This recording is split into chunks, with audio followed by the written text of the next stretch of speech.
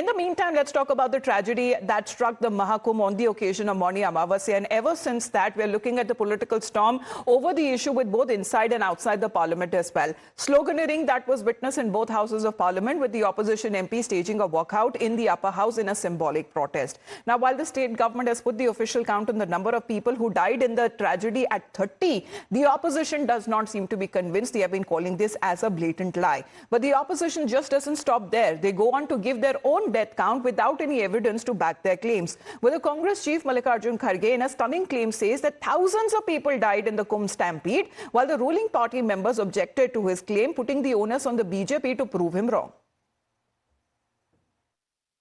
मैं महाकुंभ में दिवंगत लोगों को श्रद्धांजलि देता हूं, जिन्होंने आज हजारों की संख्या में वहां पर अपनी जान दी है कुंभ मेला।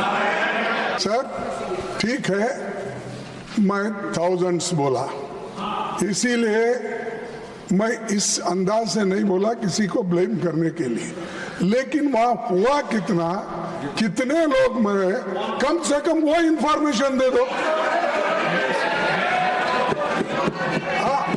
अगर मैं गलत हूं ठीक है, मैं आपसे माफी मांग लूंगा गलत है तो।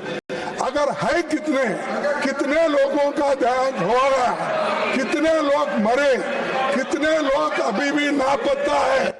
But Kharge wasn't the only one. Samajwadi Party leader and MP Dimple Yadav also echoed Congress president's claim without substantiating it with any concrete evidence. In fact, a host of other Samajwadi Party leaders engaged in an open slander, with other leaders like Ram Gopal Yadav stating that the chief minister cannot be called a yogi since he got people killed. Samajwadi Party chief Akhilesh Yadav himself had said something earlier similar when saying that one who hides the truth cannot be called a yogi.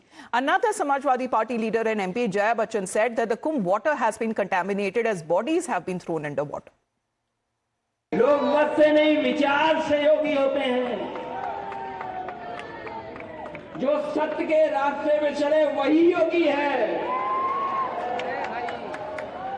और वो जो सत्य को छिपाए वो कभी योगी नहीं हो सकता है। कहीं ना कहीं जो आंकड़े अब आ रहे हैं सामने, लोग बता रहे हैं कि लगभग 1000 लोगों की जान गई है इस कुंभ के मौके पे। जिस दिन यहाँ कुंभ खत्म होगा और लोग गंगा के किनारे जाएंगे और मिट्टी को करोदेंगे तो लाशें निकलेंगी। योगी का सनातन से क्या वास्ता है जो लोगों को वहाँ मार दे, मरवा दे। सबसे ज्यादा कंटामिनेटेड वाटर इस वक्त कहाँ है? कुंभ में है। उसके लिए कोई सफाई नहीं दे रहे।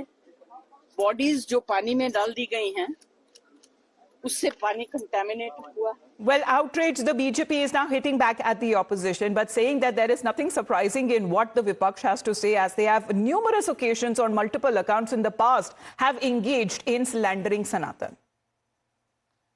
ये पूरी तरह से सनातन का विरोध करने वाले जो लोग हैं, उनकी एक सभी तरह का एक नैरेटिव है।